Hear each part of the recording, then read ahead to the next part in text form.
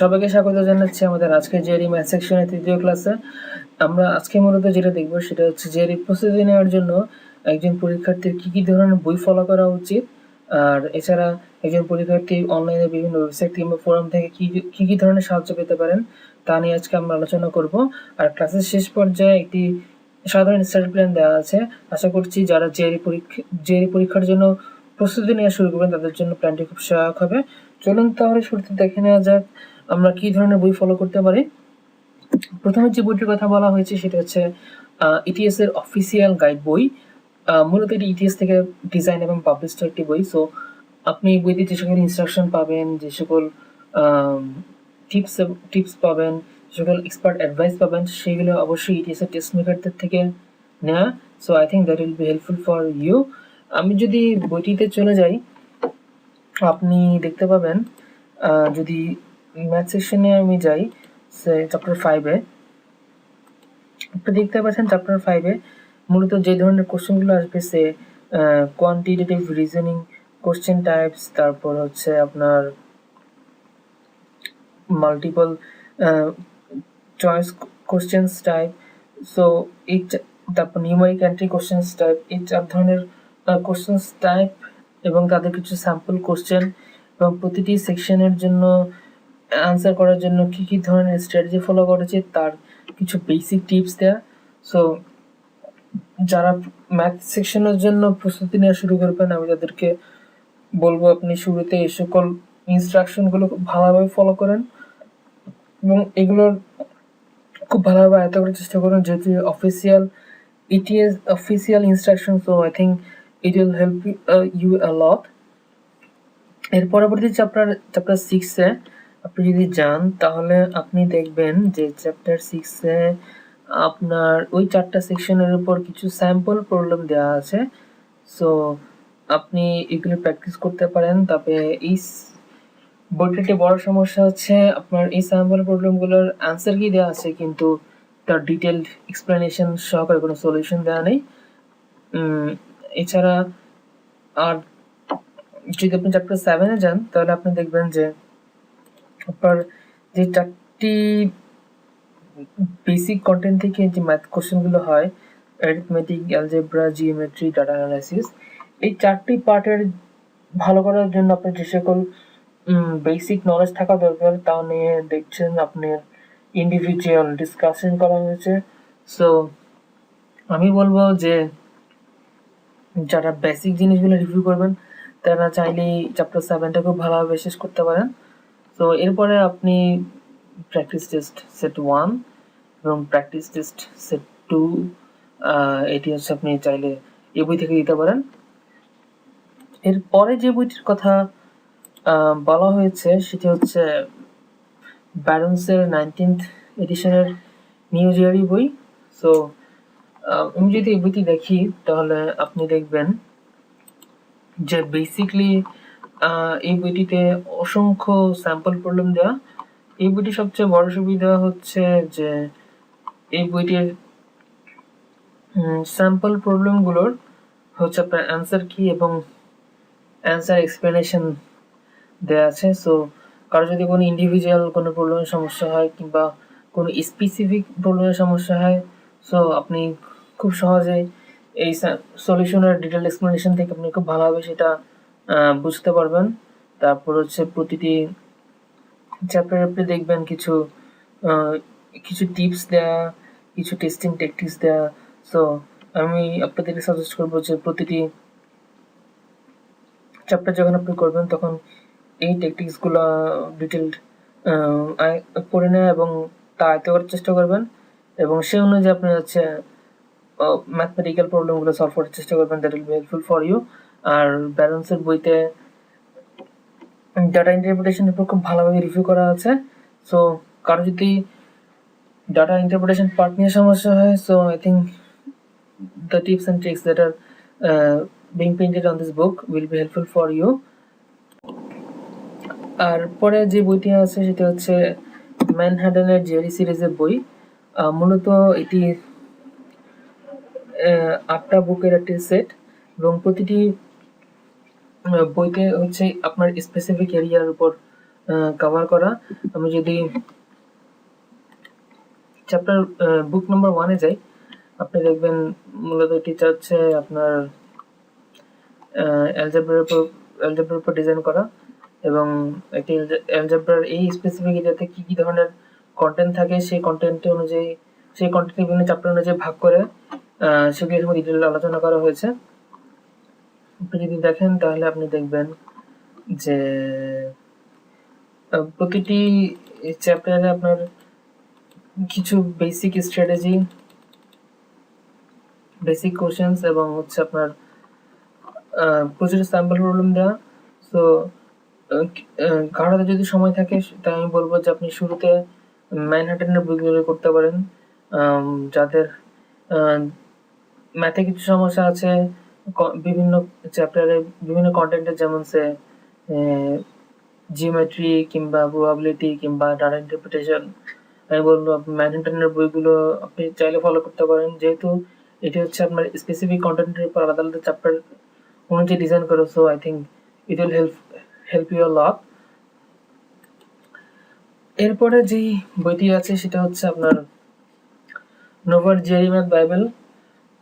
বইটি যদিও হচ্ছে আপনার ওল্ড জিআরই ফরম্যাটের উপর ডিজাইন করা ছিল, কিন্তু এরপর আমি বলবো, সাজেস্ট করবো যে আপনি বইটি চেষ্টা করুন সলভ করার। আপনি এই বইটি থেকে যদিও নিউমেরিক্যাল এন্ট্রি এবং মাল্টিপল আনসার চয়েস কোশ্চেন সম্পর্কে ধারণা নাও পাবেন, কিন্তু আপনি ডিসক্রিট কোয়ান্টিটেটিভ কোশ্চেন এবং সিঙ্গেল আনসার চয়েস সম্বন্ধে রিলেটেড অসংখ্য প্রবলেম পাবেন। আর এই বইটির সবচেয়ে বড় সুবিধা হচ্ছে, আপনি যদি বইটি দেখেন তাহলে আপনি দেখবেন যে এই বইটিতে বেসিক্যালি ডিফিকাল্টি লেভেল অনুযায়ী সেখানে হার্ড, ভেরি হার্ড, দেন মিডিয়াম, ইজি, এই মূলত 4 ক্যাটাগরিতে প্রতিটি কন্টেন্টের প্রবলেমগুলো সাজানো আছে, এবং প্রতিটি প্রবলেমের ডিটেল সলিউশন দেওয়া আছে। So I think it will help you a lot. আর যেটা সবচেয়ে বড় সুবিধা হচ্ছে, আপনি ডিফিকাল্টি লেভেল অনুযায়ী ম্যাথের ধারণা পাবেন যে এটা হার্ড কিংবা ভেরি হার্ড, এই ডিফিকাল্টি লেভেলের ম্যাথগুলো কেমন হতে পারে। সো সেই অনুযায়ী আপনি নিজেকে প্রস্তুত করতে পারবেন। তো আমি বলবো যে কারো যদি হাতে সময় না থাকে, অ্যাটলিস্ট এই বইয়ের যে হার্ড এবং ভেরি হার্ড এই প্রবলেমগুলো খুব ভালোভাবে সলভ করার। সো এই মূলত আমরা ম্যাথের জন্য আই থিঙ্ক এই 4টা বই আমাদের জন্য এনাফ হবে। এরপরে চলুন দেখি যে আমরা অনলাইনে কি ধরনের হেল্প পেতে পারি। সো এখানে প্রথমে আমি মোট 8টি ওয়েবসাইটের লিঙ্ক দিয়েছি। আমি পার্সোনালি এই টেস্ট ম্যাজিকের এই ফোরামটি ফলো করতাম। আমি যদি ফোরামে যাই তাহলে আপনি দেখবেন যে এই ফোরামে মোট 4টি সাব ফোরাম আছে। একটা হচ্ছে জিআরই ম্যাথ, ভার্বাল, রাইটিং এবং জাস্ট ফিনিশ মাই জিআরই। আপনি যদি ম্যাথ সেকশনে চলে যান তাহলে আপনি দেখবেন যে প্রতিদিন এখানে অসংখ্য প্রবলেম পোস্ট হয়, যে যারা বিভিন্ন সময় বিভিন্ন সমস্যায় পড়েন তারা এই ফোরামে পোস্ট করেন, এবং আপনি দেখবেন যে বিভিন্ন ইউজাররা তার প্রতিটি প্রবলেমের ইন্ডিভিজুয়ালি সলিউশন দেওয়ার চেষ্টা করে, কেউ ডিটেল এক্সপ্লেনেশন দেয়। সো এটা আপনার জন্য খুবই সহায়ক। আপনি নিজেও পার্সোনালি যদি কোনো প্রবলেম করতে সমস্যা পড়েন কিংবা আপনার বইয়ের সলিউশন থেকে বুঝছেন না, সো আপনি এখানে পোস্ট করলে সেই প্রবলেমটা সলিউশন খুব সহজেই পেয়ে যাবেন। এটি খুব ভালো একটি ফোরাম। আপনি দেখতে পাচ্ছেন এখানে মোট 5308টি থ্রেড আছে। So you have a lot of old stuff to do. So আপনি কেউ যদি শুধুমাত্র এই ফোরামটিও সলভ করতে পারেন, so I think it will help you a lot. আর আপনি যদি এই সাব ফোরামে যান, জাস্ট ফিনিশ মাই জিআরই, এই ফোরামে যেটা হয় সেটা হচ্ছে যে যারা রিসেন্টলি টেস্ট দিয়েছেন তারা হচ্ছে তাদের পরীক্ষার দিনের এক্সপিরিয়েন্স এখানে শেয়ার করেন। সো বেসিক্যালি যারা অতি শীঘ্রই টেস্ট দিবেন তাদের জন্য এই সেকশনটি খুবই হেল্পফুল, যে একজন পরীক্ষার্থী তার রিয়েল এক্সাম পেতে কী ধরনের এক্সপিরিয়েন্স কি ধরনের এক্সপিরিয়েন্স হয় তার, তাছাড়া কি ধরনের প্রবলেম ফেস করে সে, তার সম্বন্ধে আপনি খুব ভালো আইডিয়া পাবেন। এরপরে যে সাইটগুলো এখানে দেখানো হয়েছে সেটা দ্বিতীয় সাইট, এটা ব্লগ সাইট। আপনি যদি এই সাইটে যান তাহলে বেসিক্যালি এখানে বিভিন্ন কন্টেন্টের উপর আপনি ইন্ডিভিজুয়াল অনেক ডিসকাশন পাবেন। I think that will be helpful for you. আর এখানে কিছু ভিডিও লেসন আছে যেটা মূলত সাইটটির সাবস্ক্রাইবারদের জন্য উন্মুক্ত ওপেন করা, বাট আপনি ভিডিওগুলো খুব সম্ভবত ইউটিউবে পাবেন, আপনি যারা সেগুলো খুঁজে দেখতে পারেন। এছাড়া একটা সাইট আছে যেখানে হচ্ছে আপনি প্রচুর পরিমাণে কিছু স্যাম্পল টেস্ট পাবেন। আর আমি 5 নাম্বার সাইটটি দেখিয়েছি, এটা মূলত রিডিং কম্প্রিহেনশনের একটি সাইট। যদি এই সাইটে যান তাহলে আপনি দেখবেন যে মূলত এখানে মোট 225টি প্যাসেজ নেওয়া। সো আপনি এক থেকে যদি শুরু করেন, সো মোট 225টি প্যাসেজ, আপনি প্রতিদিন চাইলে 2টো করে প্যাসেজ এখান থেকে সলভ করতে পারেন। এবং এর সবচেয়ে বড় সুবিধা হচ্ছে আপনার পরীক্ষার দিন ঠিক পাওয়ার পেপার সফটওয়্যার যদি আপনি ওপেন করেন তাহলে দেখবেন আপনার রিডিং কম্প্রিহেনশন প্যাসেজ ঠিক এভাবে আসছে। সো আপনার একটা রিয়েল টাইম প্র্যাকটিস করা হবে এই সাইটে। আর আপনি দেখতেই পাচ্ছেন যে আপনি যখন একটি প্যাসেজে সুইচ করছেন, সে প্যাসেজ 25, তখন আপনি দেখবেন যে আপনার এখানে একটা সময় কাউন্ট করা শুরু হয়ে গেছে। সো আপনার একটা প্যাসেজ সলভ করতে কি পরিমাণ সময় লাগছে সেটা আপনি খুব সহজে ট্র্যাক করতে পারবেন। এই মূলত হচ্ছে আমাদের ওয়েবসাইট রিভিউ এবং বুক রিভিউ গেল। এছাড়া আপনি আদার্স যে কোনো সাইটে ফলো করতে পারেন যেটা আপনার কাছে ভালো লাগে। আর এরপরে যেটা দেখবো সেটা হচ্ছে আমরা কিভাবে প্রিপারেশন নিতে পারি। সো মূলত আমি শুরুতে বলেছি যাদের ম্যাথে তুলনামূলকভাবে কিছুটা সমস্যা আছে, মূলত আমার স্টাডি প্ল্যানটা তাদের জন্য ডিজাইন করা। আমি তাদেরকে যাদের ম্যাথে কিছুটা সমস্যা আছে, যারা ম্যাথে কিছুটা দুর্বল, আমি তাদেরকে বলবো যে আপনি শুরুতে আপনার বেসিক জিনিসগুলো ক্লিয়ার করুন।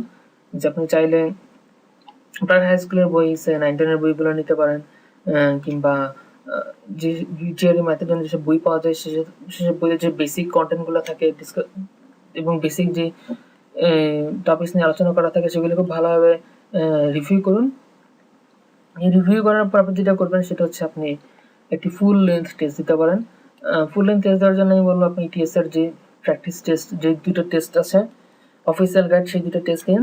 এই দুটো টেস্ট দিলে আপনার সুবিধা হচ্ছে আপনি আপনার বেসলাইন স্কোর কত, যে আপনার বর্তমান পজিশন কি ম্যাথে সেটা আপনি খুব ভালোভাবে বুঝতে পারবেন এবং সেই অনুযায়ী হচ্ছে আপনি নিজেকে ইমপ্রুভ করতে পারবেন। সো আপনার যখন এই টেস্ট দেওয়া শেষ হবে তখন হচ্ছে আপনি আইডেন্টিফাই করে ফেলেছেন যে আপনার কি কোন জায়গায় ইমপ্রুভ করতে হবে, আপনার কি ধরনের সময় দেওয়ার প্রয়োজন। সো এরপরে যেটা করবেন সেটা হচ্ছে আপনি আপনার একটা শিডিউল ফিক্স করুন যে আপনি প্রতিদিন কিংবা প্রতি সপ্তাহে কতটুকু পরিমাণ সময় দিবেন। আমি যেটা বলবো সেটা হচ্ছে আপনি প্রতিদিন অন্তত ন্যূনতম 1 ঘন্টা করে হলেও সময় দিন ম্যাথের পিছনে। কারণ বেসিক্যালি আমি যেটা বিলিভ করি সেটা হচ্ছে আপনার স্ট্রেংথ হচ্ছে আপনার ম্যাথ পার্টে। আপনি চাইলেই ম্যাথ পার্টে খুব ভালো করতে পারেন। অনেকের ভিতরে যেটা হয় সেটা হচ্ছে গিয়ে যে সে 6 মাসের লেন্থের প্রিপারেশন থাকে, সে ওই ভার্বাল পড়তে পড়তে তার 5 মাসে চলে যায়। সো বেসিক্যালি দেখা যায় পরে ম্যাথ পড়ার জন্য হাতে 15 থেকে 20 দিন টাইম থাকে। সো এই 15 থেকে 20 দিনের মধ্যে হয়তো ম্যাথের খুব ভালোভাবে প্রিপারেশন নেওয়া সম্ভব হয় না। যার ফলে দেখা যায় পরীক্ষার সময় কোনো না কোনোভাবে সেটা খারাপ হয়ে যায়, সেটা কাঙ্ক্ষিত স্কোর পান না। সো আমি বললাম শুরু থেকে যদি ম্যাথে অ্যাটলিস্ট 1 ঘন্টা করে সময় দেন, so I think it will be enough. এরপরে যখন আপনি শিডিউল ফিক্স করা হবে, আমি বলবো যে শুরুতে আপনি হচ্ছে যে সকল সেকশনে উইক সেগুলোকে কাভার করুন। আপনি আইডেন্টিফাই করে নিচ্ছে বলে যে হয়তো কারোর সমস্যা থাকতে প্রবাবিলিটিতে, কিংবা কারো ডাটা ইন্টারপ্রিটেশনে, কিংবা কারো স্ট্যাটিস্টিক্সে। সো যার যেটাতে সমস্যা সেই অনুযায়ী তিনি হচ্ছে সেটা দিয়ে শুরু করুন।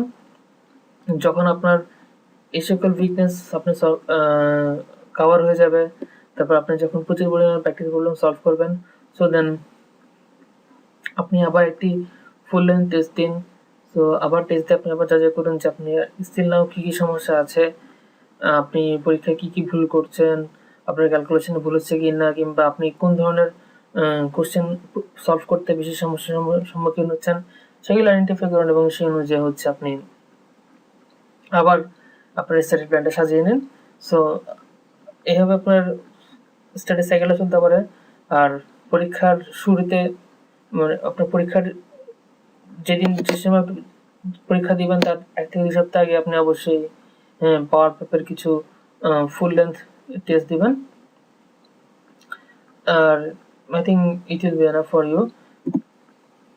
আর মূলত যে সকল টপিক্সের সমস্যা হয় তা আমি যেটা দেখেছি সেটা হচ্ছে স্ট্যাটিস্টিক্স, মিন, মুড, স্ট্যান্ডার্ড ডেভিয়েশন, রেঞ্জ, তারপর হচ্ছে কোয়াড্রেটিক ইকুয়েশনস, সিরিজ, তারপর হচ্ছে নাম্বার থিওরিজ।